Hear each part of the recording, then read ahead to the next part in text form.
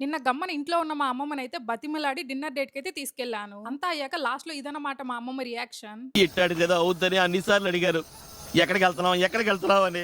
మీకసలు ఏం రైట్స్ ఉన్నాయండి? మమ్మల్ని ఈడకి తీసుకొచ్చి చంపడానికి. ఎందుకో చెప్తాను. ఫస్ట్ అయితే అకౌంట్ ఫాలో చేసుకోండి. హలో! దయచేసి బెంగుళూరులో మంచి బిర్యానీ స్పాట్ ఏదన్నా ఉంటే చెప్పండి. మేఘన, మల్లిక, షరీఫ్ భాయ్ బిర్యానీ కాకుండా ఇంకేమన్నా ఉంటే కామెంట్‌లో అయితే చెప్పండి. 7:30 కంతా ఇంట్లో నుంచి స్టార్ట్ అయ్యాం. ఇదే అన్నమాట మన కొత్త కార్. ఇంటి నుంచి స్టార్ట్ అయ్యి జస్ట్ 5 మినిట్స్ అయింది. వీకెండ్ వల్ల ఫుల్ గా ట్రాఫిక్ ఉంది. ఇంకా పోలార్ బియర్ కి అయితే రీచ్ అయ్యాం. పోలార్ బియర్ లో ఒక డెత్ బై చాక్లెట్ అయితే తీసుకున్నా. డీబీసీ ఎప్పుడన్నా బాలేకుండా ఉంటుందా? చాలా బాగుంది. అమ్మమ్మకు కూడా బాగా నచ్చింది. ఇంకా మంచిగా ఇద్దరు తినేసాం. ఇప్పుడు మ్యాంగో సీజన్ కదా, మ్యాంగోలో చాలా వెరైటీస్ అయితే ఉన్నాయి. మీరు ఏమైనా ట్రై చేయాలనుకుంటే ట్రై చేయొచ్చు. పోలార్ బియర్ లో ఒక 30 మినిట్స్ అలా టైం స్పెండ్ చేసి బిర్యానీ తినడానికి అయితే వెళ్ళాం. ఇప్పుడే స్టార్ట్ అయింది మా బ్యాడ్ లక్. జ్యూస్ బాక్స్ కి అయితే వచ్చాము. మామూలుగా ఇక్కడ హైదరాబాద్ దమ్ బిర్యానీ బానే ఉంటుంది, బట్ ఈ రోజు అయితే అది లేదంట. అందుకని బెంగళూరు బిర్యానీ అయితే ట్రై చేసా. డబుల్ మసాలా అయితే తీసుకున్నా. బిర్యానీ అయితే తీయగుంది అసలు. నా వల్ల అస్సలు కాలేదు. ఇంకా కష్టపడి హాఫ్ బిర్యానీ అయితే తినేసాం. బిర్యానీ ఎలా ఉన్నిందో మా అమ్మమ్మ మాటల్లోనే వినండి.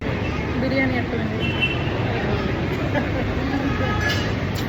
బెంగళూరులో మంచి బిర్యానీ ఎక్కడ ఉంటుందో చెప్పండి గైస్. మేఘన, మల్లిక కాకుండా బడ్జెట్ బిర్యానీ. అమ్మన పోలార్ బియర్ లో తినేసి ఇంటికి వెళ్ళి మంచిగా చేసుకొని తినుంటే బాగున్నేమో అని అనిపించింది. అమ్మమ్మతో డిన్నర్ డేట్ అయితే ఇలా జరిగింది. మరి ఈ రోజు అయితే తిరుపతికి బయలుదేరుతున్నాను. అప్కమింగ్ వీడియోస్ అని తిరుపతివే వస్తాయి. సరే అయితే.